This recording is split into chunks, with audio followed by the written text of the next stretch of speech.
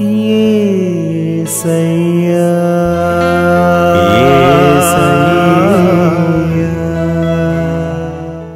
హల్లెలూయా. దేవునికి స్తోత్రం. ఈ వాక్యం వింటున్న వారందరికీ యేసుప్రభు వారి నుండి ఆశీర్వాదం, ఆరోగ్యం, ఐశ్వర్యం, సంతోషం, సమాధానం, నిరీక్షణ కలగాలని ప్రార్థిస్తూ సమస్త మహిమ, ఘనత, స్తోత్రం యేసుప్రభు వారికే చెల్లిస్తూ ఈరోజు మనం పరిశుద్ధ గ్రంథం నుండి సామెతల గ్రంథం 15వ అధ్యాయం 25వ వచనం చదువుకుని ధ్యానించుకుందాం. గర్విష్ఠుల ఇల్లు యెహోవా పెరికివేయను, విధవరాలి పొలిమేరను ఆయన స్థాపించును. గర్వం కలిగి ఉంటే వారి ఇల్లునే పెరికివేస్తాను, విధవరాలి పొలిమేరను స్థాపిస్తాను అని సెలవిస్తున్నారు దేవుడు. మనల్ని మనం ఎంత తగ్గించుకుంటున్నాము అని అనుకున్నా కొన్నిసార్లు మనకు గర్వం వస్తుంది. ఎందుకంటే అది శరీర స్వభావం కాబట్టి. మన సాటి వాళ్ళకన్నా మనం హెచ్చుగా ఉన్నా, ఏవైనా పనుల్లో ముందుగా ఉన్నా, అంతెందుకు ఉదయం లేచి అందరికన్నా ముందు స్నానం చేసినా గర్వం వస్తుంది. నేను ముందే లేచాను, శుభ్రంగా ఉన్నాను, ఎదుటి వాళ్ళు లేజీగా ఉన్నారు అని. ఈ గర్వాన్ని మనం దేవుణ్ణి స్తుతించడం ద్వారా జయించవచ్చు. ఇది ఇంకా బాగా అర్థం కావడానికి ఉపమానం ద్వారా తెలుసుకుందాం. చలపతి తన ఆఫీస్లోనే జాబ్ చేస్తున్న అమ్మాయిని ప్రేమించి తల్లిదండ్రులను ఒప్పించి వివాహం చేసుకున్నాడు. తల్లిదండ్రులు తమ పల్లెటూళ్ళలో ఇల్లు పొలాలు ఉండడంతో అక్కడే ఉండేవారు.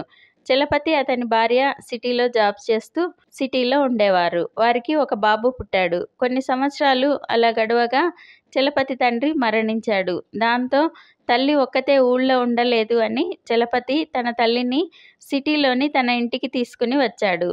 అది నచ్చని అతని భార్య రోజు అతనితో గొడవ పడసాగింది. ఆమెకు ప్రమోషన్ వచ్చి తన జీతం చలపతి జీతం కన్నా ఎక్కువ కావడంతో ఆమెకి భర్త అంటే లెక్కలేనితనం, అత్తగారంటే అసహ్యం కలిగి రోజు ఏదో విధంగా గొడవ పడుతూ ఇంటిని నరకంగా మార్చింది.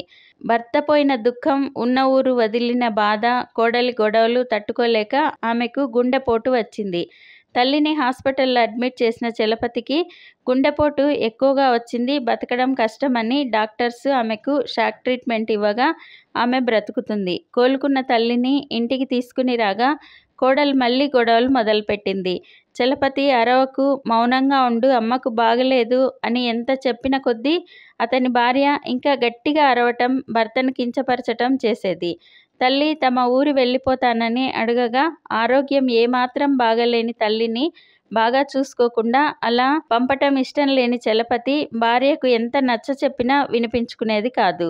దాంతో ఇక భరించలేని చలపతి భార్య తల్లిదండ్రులను పిలిపించి మాట్లాడగా జీతం పెరిగిన గర్వం, తనకన్నా తక్కువ స్థాయిలో భర్త ఉన్నాడు, తను గొప్ప స్థాయిలో ఉంది, భర్త ఉన్నా లేకున్నా నేనుండగలను అని, నాకు అతని అవసరం ఏమీ లేదు, ఈ ఇల్లు నాది అని అతన్ని అవమానించగా చలపతి తల్లిని తీసుకుని ఇంటి నుండి వెళ్ళిపోయి ఆఫీస్లో జాబ్ రిజైన్ చేసి ఇంకో జాబ్ చూసుకుని తల్లిని జాగ్రత్తగా చూసుకోసాగాడు.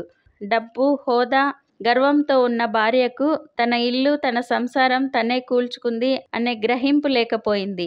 138వ కీర్తన 6వ వచనంలో యెహోవా మహోన్నతుడైనను ఆయన దీనులను లక్ష్యపెట్టును, ఆయన దూరం నుండి గర్విష్ఠులను బాగుగా ఎరుగును. అత్యున్నత సింహాసనంపై ఆసీనుడైన దేవుడు, మహోన్నతుడు, మహాగణుడు అయిన తండ్రి దీనులను లక్ష్యపెడతాను అని సెలవిస్తున్నారు. అన్ని నామముల కన్నా పైనామం ఆయనది. ఆయనే సుప్రీం. ఆయనను మించిన వారు ఇక ఎవ్వరూ లేరు. అంత గొప్ప మహిమ, హోదా కలిగిన దేవుడు దీనులను లక్ష్య పెడుతుంటే ఏమీ లేని అల్పులమైన మనం కొంచెం డబ్బు, కొంచెం హోదా లేదా ప్రమోషన్ రాగానే గర్వం పెంచుకుంటే ఎలా? ఆయన మనకు కనిపించడు కదా అని కొందరు, ఆయన చూస్తారాలే అని కొందరు అనుకుంటారు. కానీ ఈ వాక్యంలో స్పష్టంగా తెలుపుతున్నారు, గర్విష్ఠులను బాగుగా ఎరుగుదును అని. సృష్టికర్తకు సృష్టిలో కనిపించని దాపు ఉంటుందా? సమస్తము ఎరిగిన దేవుడు ఆయన. గర్వపు పొడ మనలో కనిపించగానే వెంటనే దేవుని స్తుతించి దాన్ని పారద్రోలాలి. లేదంటే మనం ఉపమానంలో తెలుసుకున్న చలపతి భార్యలాగా కుటుంబాన్నే కోల్పోయే ప్రమాదం ఉంది. గర్వంతో ఉన్న ఆమె నుండి విధవరాలు, ఆరోగ్యం సరిగా లేని ఆమె అత్తగారి పొలిమేరను ఆయన అభివృద్ధి చేశారు. ఇల్లంటే 4 గోడలు అనుకుంది కానీ కుటుంబం అని తెలుసుకోలేకపోయింది. అలా ఉండక తగ్గింపుతో మన సరిహద్దులు విశాలపరుచుకుందాం. ప్రార్థన చేసుకుందాం. ప్రభువా, దేవా, సర్వాధికారి తండ్రి, మీ పరిశుద్ధ పాదాలకు వందనాలు, స్తుతులు, స్తోత్రాలు నాయన.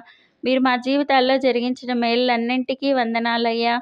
దేవా, గర్విష్ఠుల ఇల్లు పెరికివేసి విధవరాలి పొలిమేరను స్థాపిస్తాను అని తెలుపుతున్న తండ్రి వందనాలయ్యా.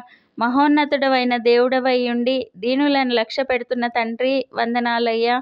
మేమందరం గర్వానికి పోక తగ్గింపు, వినయం కలిగి ఉండుటకు సహాయం చేయండి. ఈ ప్రార్థనలో పాల్గొనే వారందరినీ వినయం, తగ్గింపు, మీ ప్రేమతో నింపండి. వారి పొలిమేరలను స్థాపించి విస్తరింపచేయండి. వారి ప్రార్థనలను ఆలకించి సఫలపరచండి. వారిని అన్ని రంగాలలో అభివృద్ధి పరచండి. మేమందరం ఈ దేశానికి, ఈ ప్రపంచానికి ఆశీర్వాదకరంగా ఉండులాగున ఆశీర్వదించమని నజరేయుడైన యేసుక్రీస్తు నామంలో ప్రార్థిస్తున్నాం తండ్రి. ఆమెన్. ప్రతిరోజు మీ కామెంట్స్ చూస్తున్నాము. మీకోసం కూడా రోజు ముమ్మారు ప్రార్థిస్తున్నాము. భయపడకండి, దిగులు పడకండి, కృంగిపోకండి. యేసుప్రభు వారు తప్పక విడుదలనిస్తారు. ఆయన మహాకృప మనతో ఎల్లప్పుడూ ఉంటుంది. Amen. Thank you Jesus. God bless you. మేము మా ఛానల్లో అందించిన ఇతర వీడియోలను కూడా తప్పకుండా చూసి మీ మిత్రులకు షేర్ చేయగలరు. ఇప్పటి వరకు మా ఛానల్ సబ్స్క్రైబ్ చేయకుంటే వెంటనే సబ్స్క్రైబ్ చేసి కొత్త వీడియోల నోటిఫికేషన్స్ కోసం సబ్స్క్రైబ్ బటన్ పక్కనే ఉన్న బెల్ గుర్తును క్లిక్ చేయండి. అందరికీ వందనాలు. ఒకరోజు తన ప్రాణ స్నేహితుడైన యోనాతానును బట్టి సౌలు కుటుంబంలో తాను వారిలో ఎవరికైనా ఉపకారం చేసి ఆదరించడానికి ఎవరైనా ఉన్నారా అని విచారిస్తాడు. సౌలు కుటుంబానికి సేవకుడైన సీబా అనే వాని ద్వారా లోదేబారులో నివసిస్తున్న మెఫీబోషెతును గురించి దావీదు తెలుసుకుంటాడు.